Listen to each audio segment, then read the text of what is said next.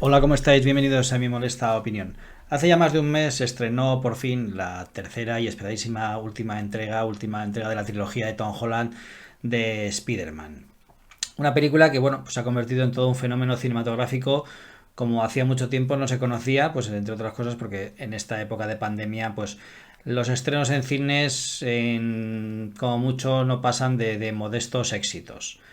La expectación que había creado esta película pues fue tremenda y todo gracias a una campaña que bueno en la que aparentemente Marvel o Sony poco tuvieron que ver.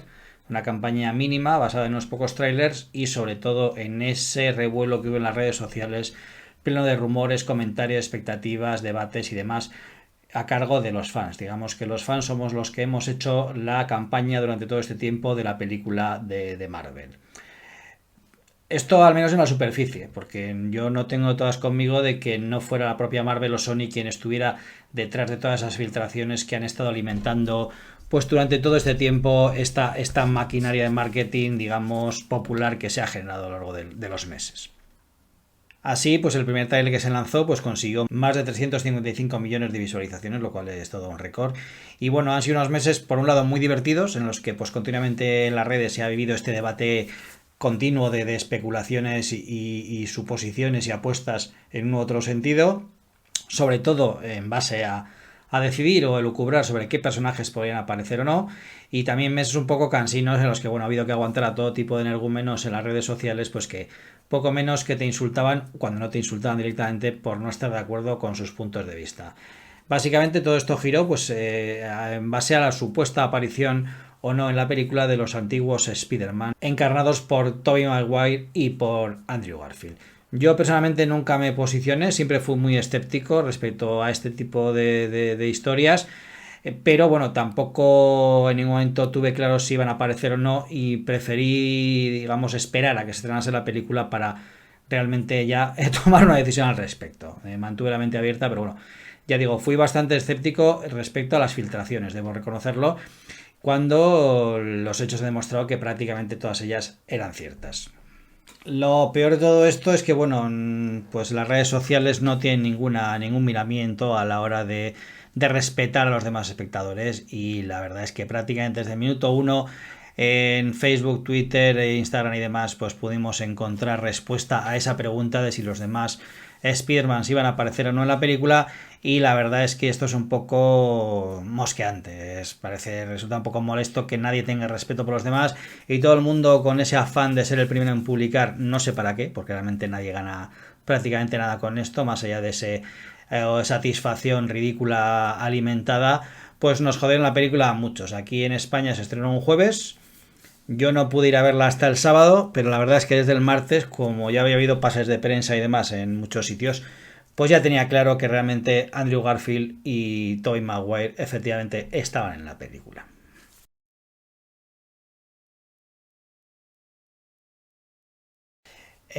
Bueno, la película es curioso descubrir que los primeros borradores que se manejaron para este tercera parte de Spider-Man de Tom Holland, pues contaban una historia muy distinta a esta, a la que hemos visto. El guión parece que se centraba en una historia galáctica en la que Peter Parker iba a estar bueno, involucrado con distintas razas, los Skrulls, los Kree, pero parece ser que esta versión o esta visión decidió postergarse o posponerse y utilizar este material para la saga Invasión Secreta. Se escribió un nuevo guión, que es el que daría lugar a este No Way Home, y que es el que realmente pues, se ha plasmado en pantalla y que hemos podido llegar a ver los espectadores. Como sabemos, la película empieza pues nada más acabar Far From Home, en aquel momento en el que la identidad secreta de Peter Parker es revelada, o la identidad secreta de Spider-Man es revelada, mejor dicho, y en el que además, dos por uno, tenemos ese momento en el que se le acusa de haber acabado con Misterio. Bueno, ya sabemos que esta historia, digamos, de judicial, como era de esperar, tiene muy poquito recorrido, porque está claro que, bueno, hubo muchos testigos que podían atestiguar que el Misterio era un fraude y no era realmente lo que decían que era y que realmente era el villano de la anterior película y de hecho pues esto se ventila en unos pocos minutos en la película y es poco más que un cliffhanger que se dejó en la película anterior para enganchar al espectador pero que no tiene ninguna trascendencia más allá de que propicie pues la aparición de Matt Murdock como abogado de Peter Parker, y de hecho pues esto enlaza con esta serie de Netflix de cuyo casting pues este Matt Murdock de la serie pues es el segundo personaje que aparece en el UCM oficialmente. El primero fue este Kingpin que ya vimos en la serie de televisión Disney Plus de Ojo de Halcón. Hay un consenso, yo creo, bastante universal en que lo peor de esta película es la historia, la trama, porque está llena de agujeros, y no solo eso, sino que resulta completamente absurda, la verdad es. A mí me molesta bastante estos puntos de partida en los que el protagonista, el héroe, el personaje principal, es el que desencadena todos los problemas de la película.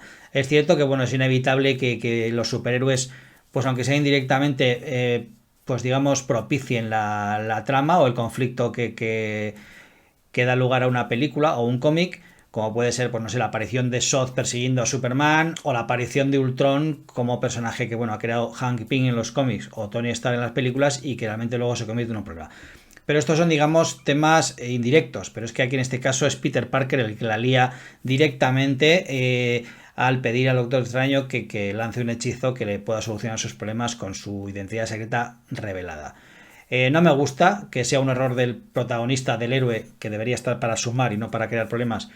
No me gusta, como digo, que esto sea el conflicto, lo que genera el conflicto principal de la película, y tampoco entendemos nadie pues ese tratamiento del Doctor Extraño, que es un personaje que siempre ha sido muy solemne, muy estricto y muy serio, que se avenga a, pues digamos, aceptar la petición de Peter Parker. De hecho, Peter lo que pide es viajar en el tiempo para solucionar la historia, y es el propio Strange el que le sugiere la idea de borrar la memoria de la población. Esto no solo es una tontería para la trama de esta película, sino que, bueno, tiene más alcance, ¿no? Porque realmente uno se plantea que si Strange tiene la capacidad de lanzar este tipo de hechizos, pues los podría haber utilizado en otros momentos de otras películas de Marvel, lo cual hubiera supuesto pues una solución de los conflictos que allí vimos pues más sencilla y menos dramática que lo que vimos en su momento. Pero bueno, como digo, la trama en realidad no hay por dónde cogerla, y sinceramente no merece la pena analizarla demasiado, ya que, bueno, pues resulta, como digo, algo inconcebible que Strange primero lance el hechizo, luego deje la solución del problema que suponen la llegada de los villanos de otras dimensiones en manos de los chicos, como tampoco tiene mucho sentido que el propio Peter Parker o el propio Spider-Man ponga en peligro a sus amigos involucrándose en la historia, o incluso a su tía May, pues metiéndola en un piso, en un apartamento en el que hay 5 villanos que proceden de otros universos de los cuales apenas sabe nada, ¿no? Como sabemos, esta situación pues tiene unas consecuencias bastante trágicas para la tía May. En cuanto a los villanos, pues la verdad es que su aparición despierta todo tipo de preguntas, ¿no? Uno no sabe pues en qué momento les trae, porque bueno, se supone que les traen en el momento en que ellos descubren que Peter Parker es Spider-Man, pero claro, esto supone que si el plan de Peter Parker tiene su fruto y les vuelve a devolver a sus dimensiones respectivas o a sus realidades respectivas ya curados entre comillas, pues supondrá que lo que vimos en las películas precedentes con sus respectivos Spider-Man de aquellas sagas, pues tendría que ser un desenlace muy distinto, ¿no? Imaginemos que pues Harry Osborn, imaginemos que Norman Osborn o Otto Octavius vuelven a las películas de Tobey Maguire curados y siendo buenos. Entonces evidentemente en aquel momento la historia tendría que haber tenido una resolución distinta. ¿Supone esto que se cambia aquellas historias, o que estos personajes cuando vuelven ya no vuelven a su realidad, digamos, original, sino a una línea temporal distinta? Bueno, esto es todo un comecocos que es inevitable cuando se habla bien de viajes en el tiempo o bien de dimensiones alternativas, que realmente no se merece la pena desglosar demasiado o darle demasiadas vueltas. Tenemos también aquí pues a unos Spider-Man que siguen quitándose la máscara cada 2x3, a un Ned que por necesidades del guión pues es capaz de abrir portales simplemente por ponerse el anillo de Strange, lo cual resulta tampoco strange, la verdad.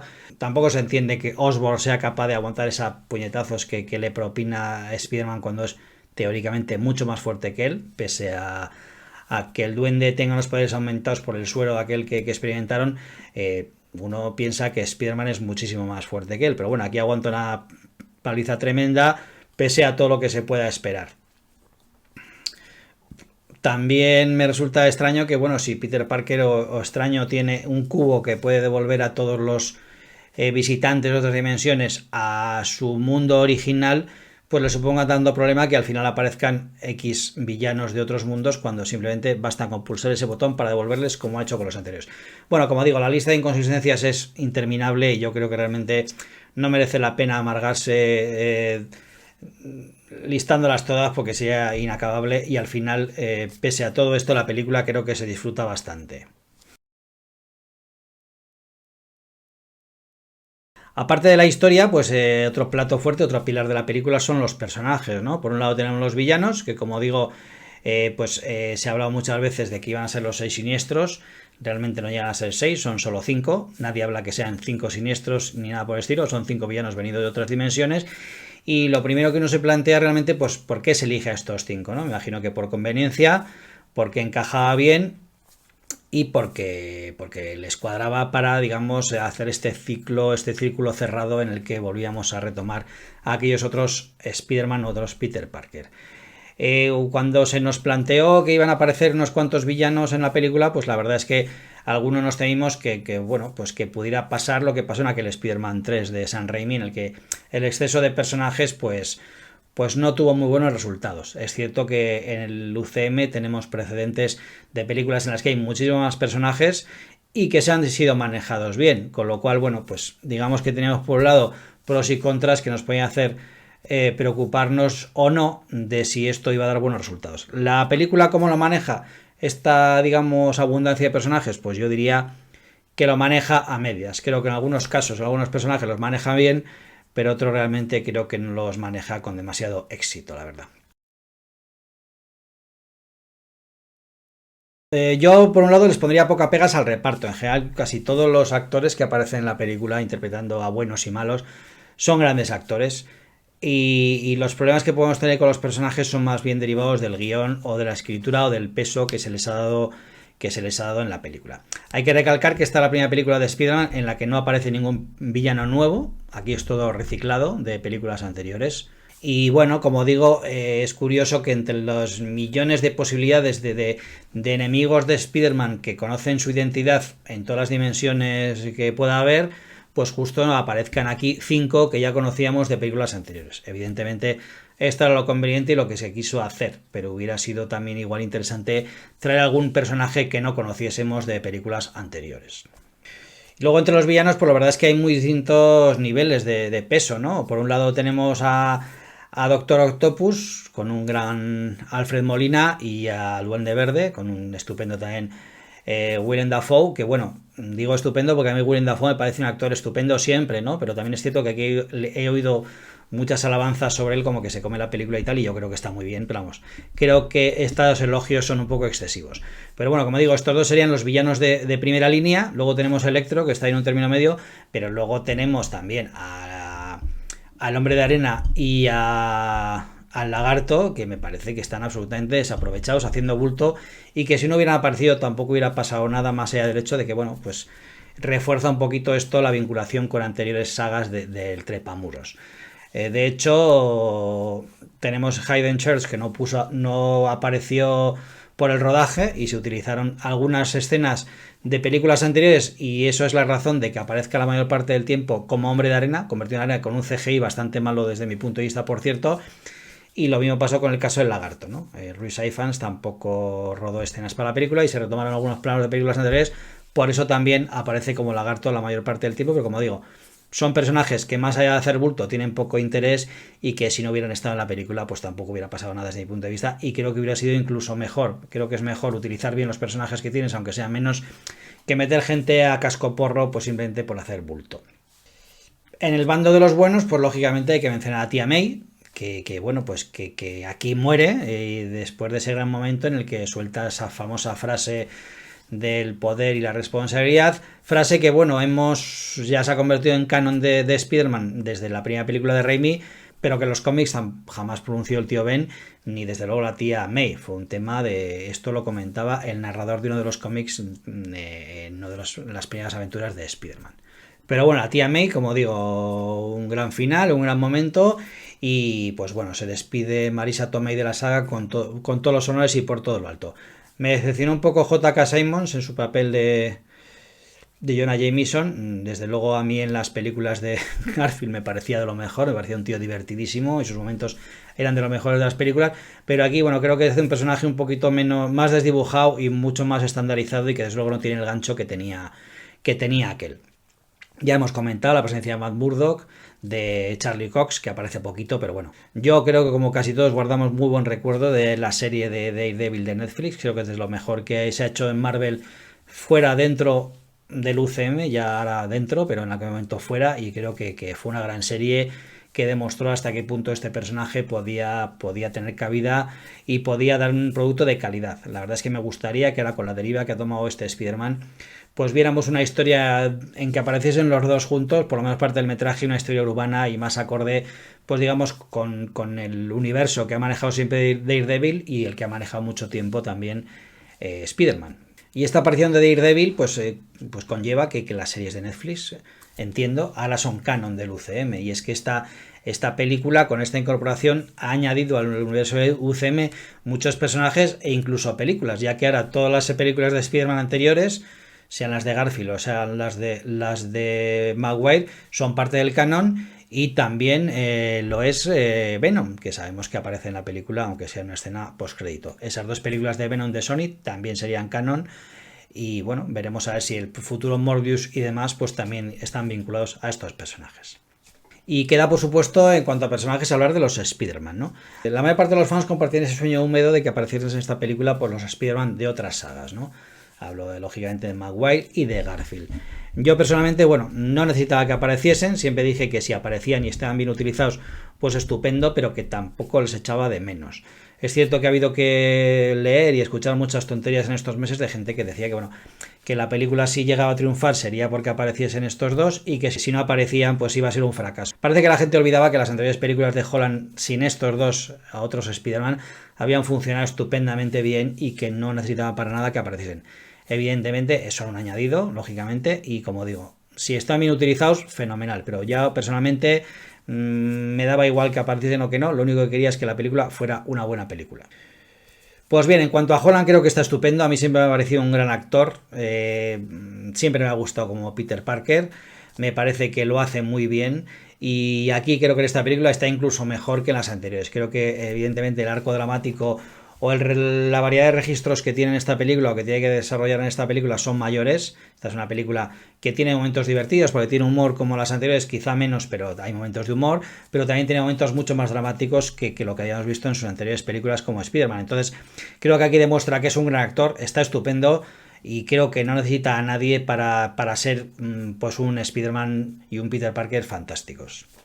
Y luego, en cuanto a los dos Spider-Man, pues es cierto que yo a Andrew Garfield le tengo mucho cariño, me parece un muy buen actor, que no tuvo suerte con sus películas, pero no por fallo suyo, sino porque creo que las películas, el concepto que tenían está mal, fue un error. Creo que aquellas películas de Garfield al frente del papel fueron un error y se lo llevaron por delante como trepamuros, pero es un tío que me parece buen actor, que tiene mucho carisma, que aquí está muy divertido, creo que está muy bien y que creo que queda por encima de ese, no sé, repentinamente adorado Tobey Maguire, que a mí, pues bueno, me parece un poquito más desdibujado. Yo no sé si comparto esa idea de muchos fans que dicen que parecía desmotivado en la película, yo no sé hasta qué punto está desmotivado, pero es cierto que es un actor que hacía tiempo que no aparecía en ninguna película de imagen real, aquí le veo bien sin más, pero creo que el carisma de Garfield y desde luego la actuación de Holland se lo comen.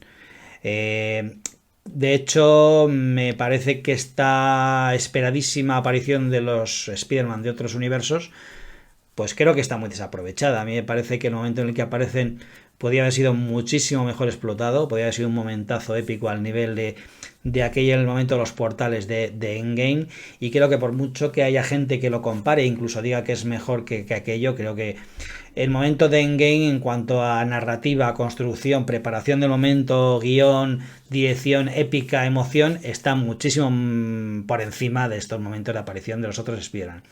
Que como digo, podría haber estado mucho mejor. Ahí parece muy ramplón el momento en el que simplemente este hombre abre unos portales y aparecen así sin más. Tampoco sé por qué aparecen ellos. Se supone que los que vienen son los personajes que conocen que Peter Parker es Spider-Man. Evidentemente ellos saben que Peter Parker es Spider-Man porque ellos mismos son Peter Parker. Pero ¿por qué aparecen en ese momento, no? Porque todos parecen venir del futuro. Así como los villanos correspondientes vienen en un momento, ellos vienen, parece ser que de años después, porque lo que nos cuenta Garfield es que, bueno, él se le fue un poco la pinza después de la muerte de Gwen Stacy, que se le volvió un poco violento, con lo cual nos pone en una posición tiempo después de que se terminase su última película. Y en cuanto a Tobey Maguire, por lo mismo, porque él no está hablando ya de que está con Mary Jane y demás, y supone que es un tiempo después del final de su tercera película. Con lo cual no entiendo muy bien, primero, por qué aparecen estos dos, y segundo, no sé por qué aparecen. No sé cómo se decidió, a qué se debe que vengan de un momento temporal determinado. Bueno, como digo, la historia hace aguas por todas partes. Lo más sorprendente de este fenómeno pues es esa explosión de pasión por Tobey Maguire que se vivió, en el que parece ser que había millones de fans que durante mucho tiempo habían estado durmientes y de repente explotaron y les parecía que Tobey Maguire era lo más del mundo, y yo sinceramente no entiendo de dónde vino todo ese fanatismo. No voy a quitar mérito a las películas de Sam Raimi, me parece que evidentemente marcaron una época, un momento clave en la historia no solo del cine de superhéroes, sino lógicamente por supuesto de Marvel y evidentemente más del tema de Spider-Man, ¿no? Pero no sé, me parece que de momento fue un poco desproporcionado esa especie de fanatismo pro Maguire que hemos vivido durante todos estos meses. La verdad es que yo creo que no, el actor desde luego creo que no lo merece tanto, pero bueno, es mi opinión. Y como digo, creo que ellos están bien, y sobre todo lo mejor de la película, o lo mejor que tiene que ver con ellos, son los momentos en los que comparten pues experiencias y diálogos. Creo que la química entre ellos es muy buena, y para mí algunos de los mejores momentos son los que están o bien juntos en el laboratorio y sobre todo en la Estatua de Libertad, pues contando cada uno sus historias, qué les ha pasado a cada uno, los poderes que tienen, las diferencias de sus biografías. Y bueno, ese momento reivindicativo en el que el Peter Parker de Maguire le dice: tú eres asombroso, ante un Garfield que siente que su Spider-Man es un poco pues de segunda categoría frente a los de sus colegas que han vivido historias mucho más apasionantes y galácticas incluso. Pues me parece un momento bonito, y ya digo, creo que es posiblemente lo mejor de la película, o por lo menos lo mejor que tiene que ver con esta combinación de trepamuros. Y bueno, los resultados están ahí, ¿no? Cuando las entradas salieron a la venta, se colapsaron los servidores de internet de venta de entradas. La película ha recaudado más de 1.700 millones, más de 700 y pico en Estados Unidos, lo cual es una barbaridad. Tenemos en cuenta que para los Hollywood la recaudación nacional es mucho más importante que lo que se hace fuera de Estados Unidos. Es la primera película en recaudar 1.000 millones después de que comenzase la pandemia. Es la cuarta película que recauda 1.000 millones sin haberse estrenado en China. Las otras tres son Piratas del Caribe, El cofre del hombre muerto, El Joker y la segunda parte de la saga del Caballero Oscuro de Nolan. Es cierto que esta película iba a ser la primera película de la fase 4 de Marvel que se iba a estrenar en China. Sabemos que Eternal, Shang-Chi o La Viuda Negra no se estrenaron, pero cuando esta película ya tenía fecha de estreno en China, pues al final, por problemas políticos y comerciales y bueno, estos líos que tienen los americanos con los chinos, pues al final China denegó el permiso para el estreno, lo cual ha sido una pena porque bueno, pues hubiera hecho sin duda que la película hubiera pasado de 2.000 millones en todo el mundo. Mucha gente especulaba con si esta iba a ser una película que desbancase a Endgame, incluso Avatar. Es muy complicado hoy en día, en la situación en la que estamos y fuera de la situación en la que estamos también, que una película llegue a recaudar casi 3.000 millones, que es lo que han recaudado estas películas, porque bueno, esta ha sido un acontecimiento, pero es muy complicado que una película llegue a recaudar. Evidentemente fuera de pandemia y con el estreno en China, pues las cifras hubieran sido mayores, pero no sé yo si incluso en circunstancias normales este Spider-Man No Way Home hubiera podido ponerse la primera en cuanto a recaudación mundial de todos los tiempos. Pero bueno, en cualquier caso la película ha sido un bombazo en taquilla. Ha sido, la crítica la ha recibido muy bien, creo que el público la ha recibido estupendamente también. Evidentemente siempre hay opiniones negativas o en contra, normal, somos muchos, pero creo que la mayor parte del público la ha recibido muy bien, y creo que ha sido el estreno que Marvel posiblemente necesitaba. Creo que esta cuarta fase estaba siendo un poquito triste en cuanto a no solo a la recaudación de sus películas, sino en cuanto a calidad, ¿no? O sea, ninguna de las anteriores creo que pueda decirse que es una película mala, pero estaban siendo pues muy del montón, y la verdad es que Marvel y nosotros necesitamos una película que realmente fuera un bombazo, un acontecimiento, y que sacudiera un poquito el mundo de Marvel y que nos haga presagiar pues que hay cosas muy buenas e interesantes por llegar. Y bueno, la película en sí, como digo, tiene sus problemas de guión, sus problemas de trama. Hay muchas cosas que no tienen ningún sentido si les analizas un milisegundo. Creo que el reencuentro de los Spider-Man podría haber sido mucho más aprovechado, como he dicho.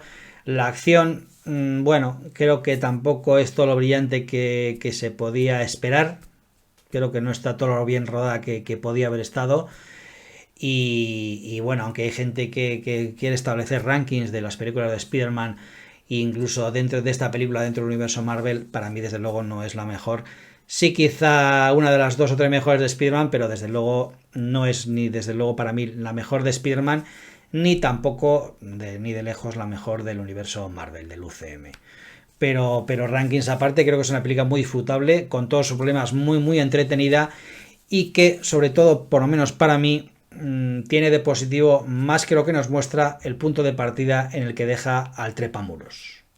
A mí personalmente ninguna encarnación de Spider-Man en el cine me ha dejado completamente satisfecho. Creo que tanto la de Maguire como la de Garfield como esta de Holland tienen sus cosas buenas, pero también todas ellas tienen cosas malas que a mí no me han acabado de convencer y no he visto aún una película de Spider-Man que diga este es el Spider-Man que yo quería ver. Lo que sí es cierto que creo que el final de esta película nos deja a Peter Parker y a Spider-Man en un punto en el que uno puede augurar que en el futuro sí vea ese Spider-Man, o hablo personalmente de mí, que yo en el futuro pueda ver ese Spider-Man que siempre he querido ver. Está claro que Marvel ha llegado hasta aquí con una ruta marcada, ha tenido un plan, un plano, y lo ha seguido más o menos fielmente, pero también es cierto que ese plan inevitablemente se ha ido alterando a medida que los resultados de las películas que han ido rodando, o de las expectativas de los fans, o de los comentarios de los fans, o de cómo ha ido funcionando cada estreno, y ese plan se ha ido adaptando.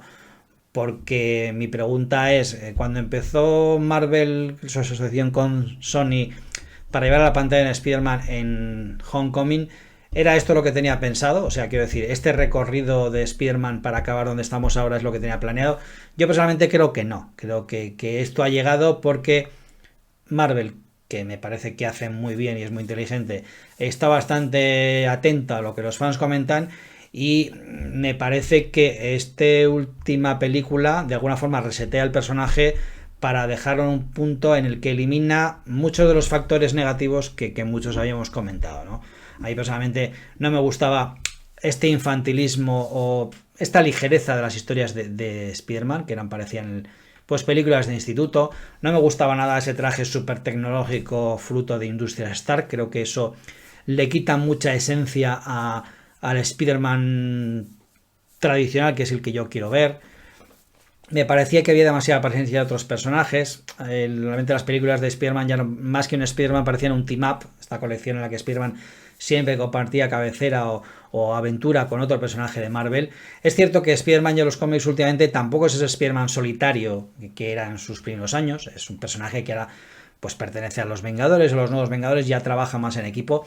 Pero incluso en los cómics a mí ese Spider-Man tampoco me acaba de gustar tanto como el Spider-Man, digamos, que trabaja solo. Y por otro lado, pues todo esto hacía que veíamos en las películas, digamos, le desarraigaba un poco de ese Spider-Man clásico, que es que empezamos a amar el personaje, los que ya empezamos a leerlo desde sus primeros números, pues el Spider-Man de Ditko, o después el de John Romita, ¿no? O el de Ross Andru incluso. Entonces, ¿qué pasa? Que Marvel empezó con un enfoque de este Peter Parker que tenía todos estos elementos que he comentado y que a mí no me gustaban, y que creo que a mucha gente tampoco, y ahora de momento los ha eliminado prácticamente todos de un brochazo. Lo tenía previsto desde el principio, lo ha tomado esta decisión en base a lo que he ido leyendo sobre las reacciones del público, no lo sé. Lo que sí quiero decir es que a mí esta película me gusta sobre todo por el momento en el que deja a Peter Parker al final de su metraje. Es inevitable pues acordarse del mefistazo, ¿no? De ese desastre para muchos que supuso en los cómics esa decisión en que el Peter Parker, que en aquel momento ya estaba casado con Mary Jane y bueno, llevaba una vida que también se había alejado mucho de lo que era el canon tradicional de Peter Parker, pues se decidió por una decisión editorial eliminar toda esa vida matrimonial, el matrimonio de Peter Parker con Mary Jane, pues gracias a pues, la intervención del demonio Mephisto. En aquel momento tía May era asesinada y Peter Parker pues digamos, accede o acepta el trato de Mephisto en el que dice, bueno, para resumir, vamos a resucitar a tu tía May, pero a cambio de eso tú te olvidas, o digamos, el matrimonio con este con Mary Jane desaparece de la historia de la línea temporal. Con lo cual recuperas a tu tía, pero pierdes a tu amada Mary Jane. En aquel momento lo aceptó, aquello fue un poco una decisión editorial para borrar pues la evolución de alguna forma que había sufrido o tenido el personaje en los últimos tiempos, para volver un poquito a los orígenes. Y aquí un poquito es lo que ha pasado, ¿no? No aparece Mephisto, pero es cierto que ese papel lo hace un poco el Doctor Extraño al hacer que todo el mundo olvide quién es Peter Parker. Y bueno, en base a eso y en base a otras cosas que pasan en la película, pues tenemos algunos de los momentos que para mí mejor funcionan de la película, porque tiene un peso dramático que este Holland desde luego no nos haya mostrado hasta ahora. Tenemos el momento de la muerte de tía May, tenemos un momento que me gusta mucho, que es ese en que Spider-Man está contemplando la pantalla gigante de televisión mientras Jonah Jameson pues está una vez más con su charla de Spider-Man es una amenaza y demás. Y me gusta mucho también el momento final en el que Peter Parker de alguna forma pues renuncia a Mary Jane por amor. No sabemos si volverá a aparecer o no, o qué papel tendrá en las siguientes películas. Yo personalmente pienso que esta Mary Jane va a desaparecer. Creo que Peter Parker va a ir por otra línea. Y todo esto desemboca en un Peter Parker sin familia, sin tía, sin amigos prácticamente, que se mete en esa habitación pues barata, cutre, que es el tipo de habitaciones o viviendas que frecuentó durante mucho tiempo en los cómics, y en el que le vemos ataviado de ese traje clásico tradicional que se ha confeccionado él mismo, con lo cual vemos que después de toda esta vuelta que ha supuesto esta trilogía, tenemos otra vez a Peter Parker y Spider-Man en una posición absolutamente clásica que poco tiene que ver con algunas de las cosas que hemos visto en el UCM. Y aunque toda la película pues se pasa en la cuerda floja entre la frivolidad que venía de anteriores entregas y este toque más dramático o más profundo o más adulto, por como lo queráis llamar, que parece que nos espera, pues bueno, es una película muy disfrutable, muy entretenida, es larga pero no resulta pesada, y que creo que funciona estupendamente, y que de ahí pues evidentemente el éxito que ha tenido tanto en taquilla como entre los aficionados como entre la crítica. Por fin tenemos un Spider-Man que ha evolucionado, que no es el niñato del instituto de las anteriores, y con la ventaja de que está encarnado con un actor que es Tom Holland, que creo que ha hecho muy bien la parte, digamos, ligera, funciona muy bien la parte de comedia, y que creo que va a funcionar fenomenal en cualquier situación dramática en la que los guionistas le quieran poner. Y ahora pues veremos a ver qué nos espera, ¿no? Ahora qué pasará. Evidentemente entiendo que por mucho que a veces hay comentarios respecto a esto, Holland va a seguir en el papel. Hay mucha gente que se comenta, muchos rumores de que a raíz del éxito de esta película Sony se plantea retomar las respectivas sagas de Maguire o Garfield. A mí personalmente esto me parece un poco absurdo, no creo que pase, pero bueno, oye, quién sabe, ¿no? Hay muchas cosas que yo en principio no apostaba por ellas y han llegado a suceder, pero creo que sería un follón ahora para el universo este arácnido que tenemos, en el que de repente vuelvan a aparecer. Mucha gente dice que Holland tiene que agradecer a estos dos el éxito de su película. Yo también pienso que estos dos, al menos en igual medida, deberían agradecer a Holland que su trilogía esté funcionando y que gracias a ello hayan vuelto a poder aparecer vestidos de trepamuros.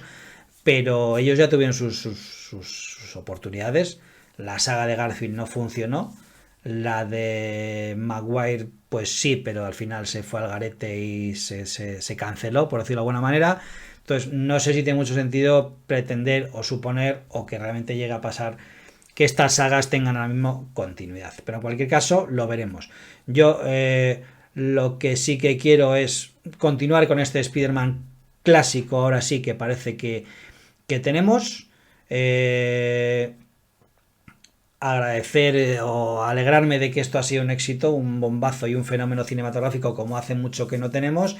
Y la verdad es que, como os digo, bastante contento del resultado, sobre todo por el punto en el que nos deja a Peter Parker. Lo único, lamentar pues que no hayan tenido, o no hayan querido, evidentemente no han querido, tener el detalle de acabar esta tercera película de Tom Holland como Spider-Man pues con la misma coña con la que acababan las dos anteriores. Muchas gracias, un saludo y hasta pronto.